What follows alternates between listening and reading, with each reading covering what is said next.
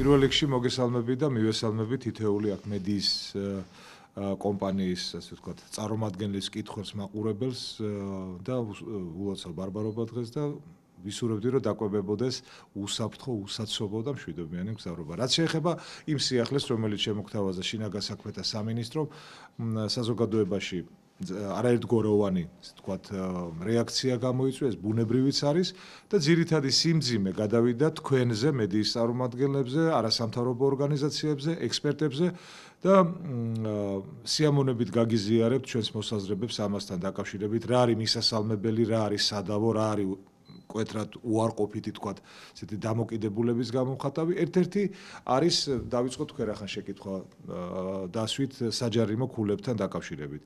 საჯარიმო ქულები ეს არ არის სიახლე მოძრაობის უსაფრთხოების, ასე ვთქვათ, დონის ამაღლების თვალსაზრისით, ეს არის სუფთა ევროპული მოდელი, 21 ქვეყანა იყენებს ამას და რას ნიშნავს? რომ როდესაც თქვენ ჯარიმდებით, ჩვეულებრივ ადმინისტრაციულ სამართალ დარღვევის კოდექსით გათვალისწინებულ გადაცდომას აკეთებთ. ეს იქნება თქვათ ორმაგი უწყვეტი ღერძულა ხაზის გადაკვეთა, ეს იქნება წითელ შუქზე გავლა, ეს იქნება სიჩქარის ლიმიტის დარღვევა, გადაჭარბება და ასე შემდეგ. თქვენ რა თქმა უნდა ჯარიმდებით გარკვეული X თანხით, რაც გაწერილია კოდექსით. მაგრამ არის საშიშროება, რომ ადამიანებმა, ფულიანმა ადამიანებმა და მე დავძენდი ამასთანავე უტიფარმა და თავხედმა მძღოლებმა ამ თავისი თანხით იყიდონ დარღვევით სიარულის ლიცენზია, ერთგვარი ინდულგენცია. ანუ ძალიან ბევრია ადამიანი, რომელსაც რამდენი დააჯარიმებენ, მათთვის იმდენი 50-იან ასილარი არაფერს არ წარმოადგენს. მაგრამ როდესაც ადამიანი 5-ჯერ, 6-ჯერ, მაგალითისათვის ვაჟებს შაველაზე ნაცვლად დადგენილი 60 კმ/სთ სიჩქარისა, ხო? 160 და 140-ით ჩაივლის, ხომ? გარდა იმისა, რომ მას თავისთავი მოძულებია, ხომ? ის არის გამომწვევი საზოგადოების თავისი აი ესეთი თავხედობით და ის საფრთხეს უქმნის თითეული ჩვენთაგანი სიცოცხლეს, ქვეითის, მძღოლის ჩვენი ოჯახის წევრის. რა თქმა უნდა, ასეთი ადამიანისათვის ესეთი ცივი შხაპი აუცილებელია დროებით საჭეს ჩამოცილება. აი ეს უდევს, ну ჩვენთან ქულებს უწოდებენ. გერმანიაში მაგალითად პუნქტებს უწოდებენ. ანუ სახელმწიფო ერთი წლის განმავლობაში თითოეულ მძღოლს აძლევს დარღვევების ერთგვარ კრედიტს. ხას უსვავ. ეს არ შეეხება ფულად ჯარიმა როგორც იხდიდი, ასევე იხდი, მაგრამ ამის გარდა თითოეულ დარღვევას აქვს გარკვეული ფასი პუნქტების და ქულების სახით და ასე ვთქვათ ამ ამოწურვის შემთხვევაში ამ ქულების ლიმიტის, ამ კრედიტის, დარღვევების კრედიტის და განმეორებადობის, რა თქმა უნდა, ეს პირველივე შემთხვევაში არ ხდება და არ ამოიწურება. ამის შემდეგ ხდება მართვის მოწმობის, ვთქვათ, დისკვალიფიკაცია, გარკვეული ვადით შეჭერება. კორუფციას ხო არ შეუძლია? მე ბოდიში ბარემ დავძენე ეს თემა რომ დავასრულო, რა არ მომწონს მე? აი აქ არის ყველაზე მთავარი და მე მინდა ჟურნალისტებმა ყურადღება გაამახვილოთ აი ამაზე. ესე იგი, სახელმწიფო პირველ რიგში გაძლევს მომსახურების სააგენტოში, მომსახურების სააგენტო ეს არის კორუფციისგან თავისუფალი, არაჩვეულებრივად მოწესრიგებული სივრცე, რითაც ჩვენ ყველა ვამაყობთ. მაგრამ მე მართვის მოწმობის თვითონ პროცედურაზე, საკვალიფიკაციო მოთხოვნაზე გეუბნებით. როგორ ხდება მართვის მოწმობის აღება? თქვენს დამეთანხმებით ალბათ. ჩააგდე პირველში, ძალიან ნელა გაიარე ამ ზიგზაგში, ჩართე მოხოვისმა და ძალიან ესე ფრთხილად უკუსვლით შეაყენე, ნასწავლი გაქვი, ну ვიღაც თენგიზისგან რომ მარჯვენა სარკეში რო გაიხედავ და რო დაინახავ უკანა ფანჯარაში მესამე დროშას ბოლომდე დაახვევ მარჯვენა. ანუ აი ამის შემდეგ თქვენ იღებთ მართვის მოწმობას. ამ დაბალი საკვალიფიკაციო მოთხოვნით სახელმწიფო განიჭებთ სიარულის უფლებად. გამოდიხარ თუ არა, მე სახელმწიფო გაჯარიმებთ, რომ თქვენ ეს არიცით. აი ეს არის პრობლემა. პრობლემა არის ის, რომ სახელმწიფოს მიერ მოთხოვნილი საკვალიფიკაციო მოთხოვნა და ქუჩაში, რეალურ ცხოვრებაში მოთხოვნილი აი ეს თამასა აბსოლუტურად განსხვავდება ერთმანეთისაგან. ამიტომ ამას, ამ ცვლილებას ფასი ექნება მაშინ პირველი, როდესაც დაუახლოვდება აი ეს მოთხოვნა და თქვათ მართვის მოწმობის აღებისათვის საჭირო უნარჩვევების აი ამ საბაზისო ცოდნის დონე და ქუჩაში რასაც გთხოვენ რეალურ ცხოვრებაში, აი ეს ერთმანეთს რო დაუახლოვდება პირველი ეს და მეორე ის რომ ეს ცოდნის ნაკლებობა ხშირ შემთხვევაში აისახება აი მაგალითისათვის ქალბატონებისათვის განსაკუთრებით აი ქალბატონი მნიშვნელობა რა ვაჟბატონი იყოს ვინც მართვის მოწმობას ახლა იღებს ის არის ეგრეთ წოდებულ რისკ ჯგუფში წარმოიდგინეთ რომ მარცხენა საჭიენ მანქანაზე ისწავლა მარცხენა საჭიანი ავტომობილი ჩააბარა და სახში ბრუნდება მარჯვენა საჭიანი ავტომობილი უკვე მართვის მოწმობა კატასტროფა ხდება ტვინის ნახევარსფეროში. ეს იგივე უცბად თქვენ რომ მარცხენა ხელიდან პასტა გადაგატა მარჯვენა ხელიდან რომ მარცხენა ხელში გადაგატაინოთ. ნუ ეს აი სრული კოლაფსი ხდება აბსოლუტურად ტვინში, აი ვესტიბულარული აპარატი რევოლუციას აწყობს. თქვენ გიჭირთ ჩაპარკირება ორ მანქანას შორის. ეს რაში გამოიხატება? გამოიხატება დაყოვნებაში უკან მომავალი ნაკადის. მოხვევა და ორიენტირება ასეთ ადამიანს დამწყებს განსაკუთრებით. ახლა გამოცდილ მძღოლს, რა ვიცი, შუაში რო ქონეს საჭირის, ისიც გაატარებს, მაგრამ ჩვენთან ხო ყოველდღე 80-დან 100 ადამიანამდე ყოველდღე ახალი მართვის მოწმობის გაცემა ხდება ყოველდღე. აი ეს არმია ამას თუ გადაამრავლებთ თვეზე და წელიწადზე, ხო? წარმოიდგინეთ რა პრობლემის წინაშე ვდგევარ და ეს ხო მარტივ მაგალითს შემოგთავაზე თვალსაჩინოებას როგორც კი წამოწვიმს თბილისში მოძრაობა ჩერდება, იმიტომ რომ ამ ადამიანებს არა აქვთ უნარები, რომ ოდნავ წამოწვიმულზეც კი, ხო? მით უმეტეს ახალ აღებულ მართვის მოწმობაზე და მით უმეტეს მარჯვენა საჭიანზე. საერთოდ ჩერდება ნაკადი. აი ეს არის პრობლემა. ბრძანეთ? ქულათა სისტემა რა არის, იცით? ადეკვატური არის დაწესებული ქულა და დაშავებული ჯარიმასთან დაკავშირებთან. მოგახსენებთ, ესე იგი ადრე შინაგან საქმეთა მინისტრი რაღაც ბრძანებას გამოცემდა ხოლმე მერაბიშვილს გადმოაგდებდა და ის უნდა მიგვეღო როგორც შესასრულებლად რა ეს. ეხლა ეს არის ცვლილების პაკეტი.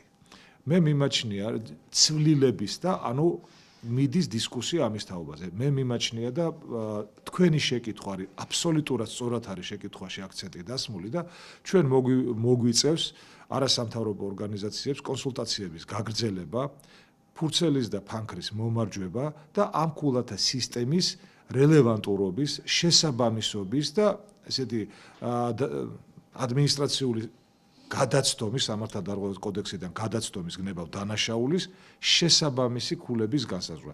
მე ამას მაინც ჯერჯერობით სუბუქად უყურებ იმდენად რამდენადაც ჯერ ეს არის პროექტი და შეიძლება ამან კიდევ ცვლილება განიცადოს. თუმცა პრინციპი მაინც სწორია. ქულათა სისტემა რამდენად შეესაბამება ქართულ მენტალიტეტს? ყველაზე ცუდი ქართული მენტალიტეტი, ანუ ეს არის რასაც მე გრუზინულ მენტალიტეტს ვეძახი და რომელიც ჩემთვის არ დაგემალავდა, ჩემთვის არის ირონიის, თვითირონიის გნებავთ მათ შორის საგანი. ეს არის გრუზინული დამოკიდებულება, როდესაც რიგითი გრუზინი ყიდულობს 5-დან 0 ან ძრავით აღჭურვილ მოსიარულე ციხე-სიმაგრეს და მერე წუწუნებს, რომ ის მანქანა ბევრ საწვავს წვავს, მერე ცდილობს გაზზე გადაყვანას, როგორც წესი აყენებს ტროტუარზე, არა დაგიდევს. აი ეს არის ქართული მენტალიტეტი. მე გეტყვით ქართული მენტალიტეტი როგორ მუშაობს გერმანიაში. 100 თვალი და 100 ყური აქვს აქეთი-ქითი იყურებიან, რამე არ დააშავონ. ამიტომ ბუნებით, ნუ რავი, ნუ დააბრალებს ქართველ კაცს, ასე თქვათ, რომ ის არ არის ძალიანაც კანონმორჩილია. გააჩნია როგორ მოთხოვ და როგორ შესთავაზებ. კანონით და განსაკუთრებით აი რაც ყველაზე მთავარია, წეღან აზრი გამიწყდა პირველი ეს შესაბამისობა თქვი ამ დონის და მეორე მაკულათა დარიცხვის სისტემამ რო იმუშაოს და ეხლა ნაწილობრივ თქვენ შეკითხვას გავცემ პასუხს. იმ შემთხვევაში იმუშავებს, თუ ეს დარღვევების, ასე თქვათ, დამრღვევების გამოვლენა დაიწყება შავ ჯიპოსნებით, ეხლა შავი ჯიპი კრეფსითი სახელია და არა, თორე თვითონ შავი ჯიპი თავისთავად ცუდი მანქანა ახალი ნამდვილად არ არის. ზოგადად, თუ პირველ რიგში დააჯარიმებენ თანამდებობის პირების მძღოლებს, რომლებიც ძალიან მედიდურად ხშირ შემთხვევაში გადმოგხედავენ ხოლმე შუქნიშანზე, როგორც კანონმორჩილად ორ რიგში ველოდებით, ეხლავე მოგახსენებთ, დგევართ, ჩაგიქროლებს, წინ ჩაგიყენებს, სანამ ისი უდიდებულესობა არ გაივლის. ჩვენ კიდევ ორი სექცია უნდა გამოტოვო, წითელი უკან საცობი უნდა დაგროვდეს. პარლამენტარის ზღოლები, გამგებლის, გუბერნატორის, აღმასრულებელი, საკანონმდებლო გნებად სასამართლო ხელისუფლების წარმომადგენლის მძღოლები კეთილი უნდა ინებონ და რაც შეეხება იმოქმედებს თუ არა. მე მოგახსენებთ, მე ასეთი შეკითხვა დამისვეს, როდესაც მე როგორც საავტომობილო ფედერაციის პრეზიდენტმა წამოვიწყე ჩემს კოლეგებთან, მეგობრებთან, თანამოაზრეებთან, მრბოლელებთან ერთად კამპანია უსაფრთხოების ზღვედების კულტივირების და მიიღებს თუ არაო. Ну, რა თქმა უნდა, იყო ესეთი შენიშვნები, რომ მე თურმე მქონია რაღაც დიდი პარტია უსაფრთხოების ზღვედების შემოტანილი და რომლის გასაღებასაც ჩვენ ვცდილობ. რა თქმა უნდა, მაგრამ ისე მშვენივრად აიტანეს. დღეს რამდენი ადამიანი მსუბუქ ავარიაში მოყვება, airbag-ი გაიხსნება და ეს ზღვედი გადაარჩენს, ხო, იმდენი მემლოცავს. ასე რომ, თავარი ის არ არის რა სიტყვის მძღოლი. თავარი ის არის ჩვენ სწორად სწორ ნაბიჯს და სწორი ნაბიჯი გახლავთ წესრიგის დამყარება. ერთი სახელმწიფოს მხრიდან და მეორე ჩვენი მხრიდან რიგითი თანამოქალაქეების, ქვეითების და მძღოლების მხრიდან ქვეითები მხედველობაში მაქვს ის, რომ როდესაც გადადიან მე ყოველთვის, რა თქმა უნდა, და ჩემი მეგობრები და ძალიან მომრავლ და ის ზღოლები, რომელიც ძალიან ზრდილობიანად უთმობენ ქვეითს გზას და ძალიან მისასალმებელი. ახლა ახალ კამპანიას დავიწყებთ ჩვენ, გაუღიმეთ და გაატარე ამას ვაჟღერებთ თქვენთან.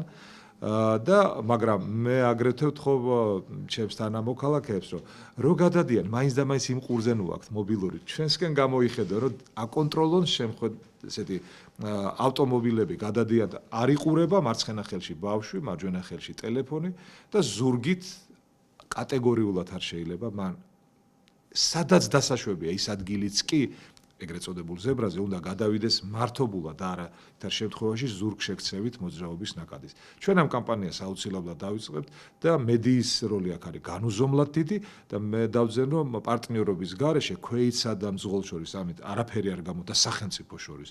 მიზანი მიუღწეველი იქნება და ქვეითი და მძღოლი პირობითად განსხვავდება. აი თქვენ მაგალითად მძღოლი ბრძანდებით, მაგრამ როგორც კი მანქანა საჩერებდა სარგებლოდ გზის ინფრასტრუქტურით თქვენ ქვეითი ხდებით. და სხვათა შორის თქვენ შეგიძლია ნახოთ ჩვენი კამპანია Facebook გვერდზე მძღოლები რომლებიც გვარცხვენენ ეს არავის რომლებიც ტროტუარზე ხერგავენ ტროტუარს და წარმოიდგინე ბავშვს მოასეინებს მიყავს სახში დედას და ის იძულებულია სავალ ნაწილზე გადავიდეს საფრთხეში ჩააგდოს თავისი და შვილის სიცოცხლე რომ კვლავ გააგრძელოს თქვა შემდგომ ტროტუარზე სიარული. გამბაჟებად არა. ერთ კითხვის დაგისვამთ რადგან ამ გზაჯვარედინების და ქორწინების შევეხეთ თუ როგორ ფიქრობთ არის თუ არა მოსაწესრიგებელი ამ ეტაპზე ქვეითთა გადასასვლელები და რას გულისხმობ ეხლა ზუსტად კითხავთ არის რამდენიმე შუქნიშანი განსაკუთრებით გზაჯვარედინებზე როდესაც ქვეითთა გადასასვლელის მწვანე ნიშნული იქნება მაგრამ ეს ყველგან ასეა არ შეიძლება რომ თქვა რამდენიმე წამი თუნდაც 15 ყველა მხრიდან გაჩერდეს მოძრაობა და ქვეითებს დაეთმოთ გზა იმიტომ რომ უფრო მარტივს გეტყვით ეს ყველგან ასეა, ასეთ იმ გზაჯვარედინებზე, რომელიც დამატებითი, ეგრეთ წოდებული სექციანი, ისრიანი შუქნიშნით არის აკრძალული, ეს არ არის ქართული, ეს არის სუფთა ევროპული და საერთაშორისო მოდელი, როდესაც თქვათ, როდესაც წითელი უნთია, ხო, მარჯვენა მხარეს სექცია აქვს ჩართული, რომ დამატებით, თქვათ, გაიაროს ამ ნაკადმა. როგორ წერია მოძრაობის წესებში? მოძრაობის წესებში ხომ გინდაც დამატებით სექციანი მწვანე აგენტოთ, გიწერიათ, რომ უნდა გაატაროთ ქვეითი და ამის შემდეგ არ არის საჭირო რომ შეაყო, ისედაც წერია რომ უნდა გაატარო. ამიტომ მე მიმაჩნია, რომ ეს არის ყველაზე მტკივნეული საკითხი, ანუ სამძღოლო კულტურის არარსებობა და სამძღოლო კულტურა ზოგადად აღზრდას რა იძლევა? იძლევა აღზრდელობითი დაწესებულება. ჩვენთან ამ უნარჩვევებს სად ვიძენთ? ინტერნეტი დავიზრდეთ რამდენიმე ბილეთი, მე მივედი თენგისთან, უშანქთან, ლევიკასთან, რომელმაც გვასწავლა დაძვრა, გაჩერება და მარჯვენა სარკეში უკანა მარჯვენა თქვათ მესამე დროშის დანახვის დროს მარჯვენა საჭის მარჯვენა ბოლომდე დახვევა და ეგ არის. ანუ ის ჩვენ ვსწავლობთ ინდეს რაც გამოცდის ჩაბარებას სჭირდება, მაგრამ რეალობა არის სხვა. აი ეს უნარჩვევები ყალიბდება მაღალი რანგის პედაგოგ ინსტრუქტორთან აღზრდელობით პროცესში ურთიერთობის დროს. ერთი საუბარი არის იმაზე, რომ ესე იგი, როდესაც კონსერვატორია დამთავრებული, თქვათ, კურს დამთავრებული, ხომ? თავის სადიპლომო გამოსაშვების საღამოა, ხომ? ის გამოდის და ორი ხელით ბეთჰოვენს უკრავს, რომ მას მიცენ დიპლომი.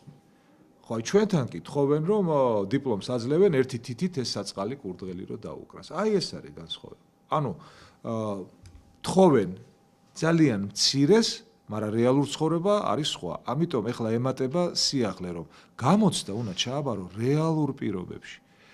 როგორც ეს ჩვენ ხო ვამბობთ რომ ევროპაში გვინდა. უკაკუნებთ კარებს ამ ევროპას, უკაკუნებთ და თან ვეუბნებით ევროპა ეს სადაური წესია. ევროპა გვეუბნება რომ სადაური წესია და აქაური წესია. თუ გინდა, აი ასეთი წესი, ასეთი ცხოვრების წესით უნდა იცხოვრო. და ასე რომ ამაში ცუდი არაფერი არ არის, კიდევ ვიმეორებ, ეს შედეგი არის გაზომვადი დასახიჩრებულების და დაღუპულების რაოდენობის შემცირებით. საცობების და საერთოდ ბარემ აქვე დავძენ აი შეკითხვის გაგრძელება და მე უპასუხებ ამ გამბაჟების თემას, რატოა ქართველ კაცს ასეთი აი ამხელა მისწრაფება ავტომობილის შეძენის. აი რატო? მაინც და მაინც. რა როგორც კი ადამიანი გადავხედოთ ჩვენ სანაცნობოს, სამსახურის შოვნა როგორც ის თქვენ მოგეხსენება და 400-500 ლარია სამსახურს იშოვის თუ არა, პირველი არის რომ კრედიტი აიღოს და რაღაც 1800-2000 მანქანა იყიდოს. აი რატო? იმიტომ რომ 500 ავტობუსი ემსახურება, დაჯაგლაგებული ავტობუსი ემსახურება ჩვენს დედაქალაქს. ანუ პრობლემა არის საზოგადოებრივი ტრანსპორტის არაპოპულარობაში და საერთოდ არარსებობაში, მე თუ მკითხავ, სატრანსპორტო სისტემაში არსებულ სერიოზულ ხარვესში, რომელსაც ჯერჯერობით თბილისის მერიამ თავი ვერ გაართვა. ადრე ნაციონალების დროს რაღაც ლამაზ დაპირებებს მაინც ვისმენდით. დღეს დაპირებებიც კი აი არ ვიცით. თქვენ შეგიძლიათ მიპასუხოთ რამე სტრატეგიის თაობა, შეგიძლიათ ჟურნალისტებს მოგიკრავთ ყური რომ მერიას აქვს სტრატეგია როგორ გააუმჯობესოს დედაქალაქის სატრანსპორტო სისტემა. ან განახლება ავტოპარკის, ან ავტობუსების, ან მეტროს ახალი ხაზის შენებლობა, ან ბაგირგზის, ან ნუ ეხლა პუშკინის ქუჩის ორხრივი მოძრაობის აღდგენა ეს ხო არ არის მხოლოდ სატრანსპორტო სისტემის გაუმჯობესება. ამიტომ აქ ძალიან სერიოზული ხარვეზია. ძალიან სერიოზული ხარვეზია და ეს არის შედეგი, რომ ადამიანი ისწრაფვის, რაც შეიძლება სწრაფად შეიძინოს პატარა მცირე ზომის რაღაცა მანქანა, რომლითაც ის ელემენტარულად სამსახურამდე და თავის სამუშაო ადგილამდე გადაადგილდება. თქვენ ბრძანეთ გამბაჟებაზე მკითხეთ. რაღაც რეგულაციები შემოდის, რომელიც 9 წელიწადზე ზემოთ დიახ. მანქანებს გაცილებით რომელიც ცვლის გამბაჟების ტარიფებს. დიახ. მე შემიძლია გითხრათ ამისი პრეისტორია 1999 წლამდე ავტომობილები ბაჟდებოდა ინვოისიდან, ანუ ღირებულებიდან. ნუ აი ავტომობილი იღებს, თქვენ რომ მანქანა შეიძინეთ, მაგალითად Opel Vectra, ნუ 2500 ევროთ გერმანიაში, ხო? უნდა დაბეგრილიყავით 20%-ით. მაგრამ აქ გამოჩნდნენ ჭყალებში ყოჩაღი ადამიანები, რომლებიც ცნობას მოგცემდნენ, რომ თქვენი მანქანა ღირს 1200 სიტყვაზე, ხო? ნუ $100 აჩუქებდით და იყო კორუფციის ბუდე ეს. მაშინ საავტომობილო ფედერაციის ინიციატივით შევთავაზეთ ჩვენ ხელისუფლებას, რომ ყოფილიყო დაბეგრვა ავტომობილის ისეთი მთავარი მაიდენტიფიცირებელი პარამეტრის მიხედვით, როგორც ადამიანისთვის არის თითის ანაბეჭდი, მაგალითად DNM-ის სისხლის, ხო? ეს არის კუბატურა ავტომობილის და გამოშვების წელი, რომელსაც ვერანაირად ვერ გააყალბებ, ზედაწერია, ვინ კოდი და ნებისმიერ დამწყებ, ასე ვთქვათ, მძღოლს შეუძლია წაიკითხოს, ამას ვერ გააყალბებ. ამიტომ ეს 2000 წლიდან ამ თემაზე ჩვენ მუშაობდი 2000 წლიდან შევიდა ზალაში მე და ბატონი ზურაბ ტყემალაძე, მაშინდელი პარლამენტარი, აი ფურცელი და ფანქარი ქონა მომარჯვებული და ჩამოვწერეთ ცხრილი, რომელი წლის ავტომობილები რა დოზით უნდა დაბეგრილიყო და სხვათა შორის კვეთრად მოიმატა, გათეთრდა ეს ბიზნესი, კორუფციის ადგილი აღარ დარჩა, იმიტომ რომ არსებობს ცხრილი, თქვენც ალბათ მანქანა მასე განაბაჟეთ, კუბატურა და წლოვანება და დამთავრდა. აი ადამიანის ფაქტორი, ჩინოვნიკის ფაქტორი მათ საერთოდ აღარ არსებობს. მაგრამ ამ სქემამ თავი მოჭამა.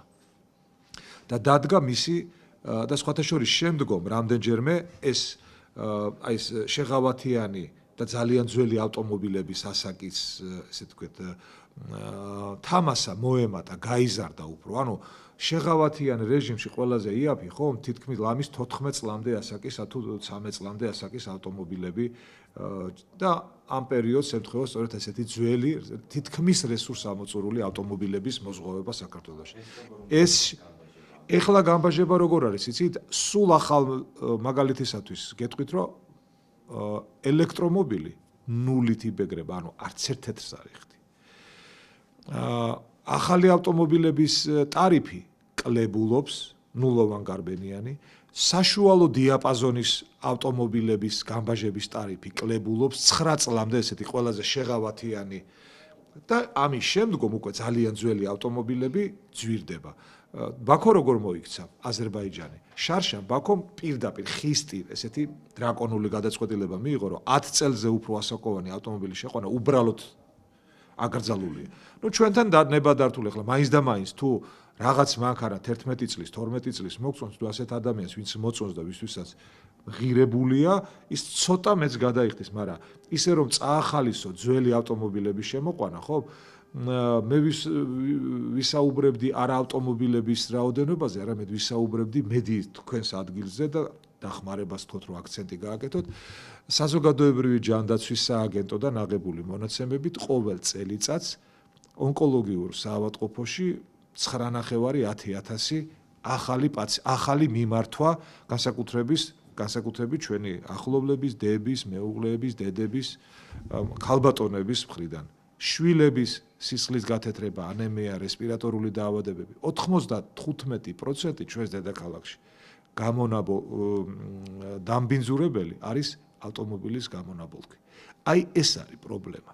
ამიტომ მე არ ვიტყოდი რომ აი რაღაც ზადოშნური კვერთხის ერთი ხელის აქნევით ეს ოზონის გარემოში ვიცხოვრებთ, მაგრამ რაღაცა თავის წვლილს ესეც შეიტანს და აქვე ვისარგებლებ შემთხვევი და თქვენთან გავაჟღერებ იმ ჩვენ შეთავაზებას, რასაც შემდგომ ცალკე უკვე გაღრმავებულ ბრიფინგს მიუძღვნით, ეს არის ჩვენ ვაყენებთ საკითხს და თქვენ შეგიძლიათ ჩაინიშნოთ კატეგორიული მოთხოვნა, რომ ჰიბრიდული ავტომობილების გამბაჟება განახევრდეს და იყოს ნახევარი იმისა, რასაც ჩვეულებრივი ბენზინზე ან დიზელზე მომუშავე ავტომობილები იბეგრება. როდის მიმართოთ რა დონეზე არის ეს ჰიბრიდულების გამბაჟების? მე არა, გამბაჟებულს რა, ამ კანონს არა აქვს. არა, გამბაჟება, ესე იგი გამბაჟება არ შეეხება, მაგრამ რაიმები ლივსებით ხომ არის სარგებლებს თუ რა იქნება? ძალიან კარგი შეკითხვა დასვით. აი მაგალითისათვის, ხომ, სიტი პარკი, ხომ, აი ეს კორუფციული გარიგების პროდუქტი, რომელიც დღესაც მუშაობს და რომელსაც ხო მიუხედავად დაპირებისა თქვენმა არჩეულმა თბილისის მერიამ ვერ გაართვა თავი სამწუხაროდ, შემდა ძალიან სამწუხაროდ და კიდევ ფული დაიხარჯა და გადაიყარა საერთაშორისო აუდიტორის მოწვევაში, რომ მას რაღაცა დაენახა, სად იყო დარღვა, რომელიც ხელის გულზე დევს, ხო? აი ეს სიტი პარკის საქმიანობა, უпростоრედ პარკირების საქმიანობა უნდა დაუბრუნდეს დედაქალაქს. მე გაძლევთ პირობას, რომ ყველაფერს გავაკეთებ იმისათვის, რომ პარკირების საქმიანობა ჩვენს დედაქალაქს დაუბრუნდეს და იქიდან ამოღებული თანხა მოხმარდეს მიწისქვეშა, მიწისზედა გადასასვლელების კეთილმოწყობას, მოძრაობის უსაფრთხოების გაუმჯობესებას, შეზღუდულ შესაძლებლობის მქონე პირთათვის შედარებით გაიოლებულ გადაადგილებას და რახან თქვენ წახალისება ახსენეთ, ხომ? მე აი მაგალითისათვის როგორ წავახალისებდი? არ ვამბობ სიახლეს, უბრალოდ გადმოვიღებდი ევროპულ მოდელს და ელექტრომობილებს და ჰიბრიდულ ავტომობილებს პირველი 1 წელი გავათავისუფლებდი პარკირების გადასახადისაგან. რომ მცირე კუბატურის ავტომობილებს, ხომ, რომლებიც 100 კილომეტრზე ძალიან მცირე რაოდენობის CO-ს და CO2-ს გამოსტყორცნიან, ხომ, მათ დაბალ ტარიფს დაუწესებდი პარკირების გადასახადის. ამიტომ ძალიან ბევრი მეთოდია წახალისებისა ეკოლოგიურად უსაფრთხო ტრანსპორტის, ისე რომ თბილისი გახდეს, ჩვენი დედაქალაქი და საერთოდ საქართველო გახდეს ეკოლოგიურად უსაფრთხო ავტომობილებისადმი მეგობრულად განწყობილი ქვეყანა. ამ ინიციატივის შეთავაზება აუცილებლად, რა თქმა უნდა, თქვენს გარეშე, რა თქმა უნდა, ეს არ ჩაივლის. მე უბრალოდ იმედი მაქვს, რომ ერთი შეხვედრა მედიის თანდასწრებით ამ შინაგან საქმეთა სამინისტროს ჩვენ მოვთხოვეთ, რომ აუცილებლად უნდა მოეწყოს თქვენი თანდასწრებით, რაღაც ერთდღიანი სადმე, არა თბილისში და არა გაქცევაზე რო ვართ, არა, აი სერიოზულად უნდა დავიკაპიცოთ ხელებით, რაც კი რამე შეკითხვები გვაქვს აკრეფილი. ყველაფერზე პასუხი უნდა გაეცეს. არც ერთი კითხვა პასუხ გაუცემელი არ უნდა დარჩეს. უბრალოდ დღეს ეს იწყება, ამით კი არ თავდება, არამედ იწყება და ძალიან კარგია, რომ დებატები და სივრცე გაიხსნა და აუცილებლად ახლა ომები მთავრდება, შეთანხმებით ახლა რა გახდა ახლა ეს ისეთი თემა, რომ ვერ შევთანხმდეთ ბოლოს და ბოლოს. დიახ. მოქალაქეებსაც შეიძლება ხო როგორც ვთქვი გზელვადიანი ის გეგმა ისეთი არის რომ მოქალაქეებსაც შეიძლება ფარული პატრული რასაც თუ კონტრაქტო პატრული მსგავსი ტიპით მიეწოდონ შინაგან საქმეთა სამინისტროს ესეც საზღვარგარეთის პრაქტიკაა. ამას რა თქმა უნდა საკანონმდებლო მოწესრიგება ჭირდება, რომ არ გადაიკვეთოს ის ზღვარი, რასაც უკვე ფარული თვალთვალი ქვია. იმიტომ რომ სად არის ზღვარი, რომ თქვენ ამ დაძდევდა უთვალთვალებთ თუ შემთხვევით ეს რა თქმა უნდა ძალიან დელიკატური საკითხია და ეს არის რა თქმა უნდა უფლებადამცველების თემა, მაგრამ ზოგადად უკონტაქტო პატრულირება ხომ თქვენ იცით ხომ ეს ქართული გამოთქმა არის რომ ეს რა ქვია რუჩკებს არენდოთ ხომ ეს ჯვარექაურობას ახლა უკვე ახალი სლოგანი დამკვიდრა რომ გოჩას არენდოთ ის აპლიკაცია რო ნუ ახლა რა არის ახლა ეს აპლიკაცია თითოეულ თქვენთაგან შეგიძლიათ გაიარო და სადაც დაინახავთ რომ აყენია იქ შეიყვანო თქვენს მონაცემთა ბაზაში და ის მოგცემ შესაბამის სიგნალს რა თქმა უნდა ეს არაეფექტური ეფექტი პრევენციას აქვს მაშინ როდესაც თქვენ გძნობთ რომ ყოველთვის სახელმწიფო გიყურებთ სიჩქარის დარღვევაზე ანუ კონტროლის ქვეშ არის და აქ ერთ-ერთი ყველაზე ეფექტური არის როდესაც თქვენ არ იცით საერთოდ არც კი უნდა ხედავდეთ პატრულს და თქვა სამართალდამცავს უბრალოდ უნდა იყოს სისტემა აწყობილი ისე რომ ადამიანს უნდა კონდეს განცდა რომ სადაც გადააჭარბებს მას აუცილებლად დაჯარიმდება ამიტომ ესეთი როდესაც ადამიანმა არ იცის და ესეთი უკონტაქტო პატრულირება შემოვა ხომ ну რა თქმა უნდა ეს თავის ეფექტს მოიტანს მაგრამ კიდევ ვიმეორებ მხოლოდ ჯარიმების მხოლოდ სანქციების გაზრდა ეს გამოსავალი არ არის ეს არის ერთი ნაწილი და არა ერთადერთი ძალიან სერიოზული სამუშაოა მე მიმაჩნია რომ სახელმწიფოს დღეს არ გააჩნია სტრატეგია საგზაო მოძრაობის უსაფრთხოების აი მთლიანობაში რო წარმოვიდგინოს გზა, ავტოსკოლა, ტრანსპორტი, ინფრასტრუქტურა, განათება, მონიშნა, შუქნიშანი, ქვეით არ გააჩნია ეს მთლიანობაში. უბრალოდ ცალკეული ინსტიტუციები და ამ შემთხვევაში მე შემიძლია ვთქვა, რომ შინაგან საქმეთა სამინისტრო დაწინაურდა, თქვათ აი ამ რაღაცის სიახლის ძიებით და ნუ ჩვენ როგორც რიგითი თანამოქალაქეები, რომელიც თუ კი ხედავთ რომ ეს არის მიმართული თითოეული ჩვენთაგანი სიცოცხლის და ჯანმრთელობის, ასე ვთქვათ, დაცვის თვალსაზრისით, რა თქმა უნდა, მივესალმებით.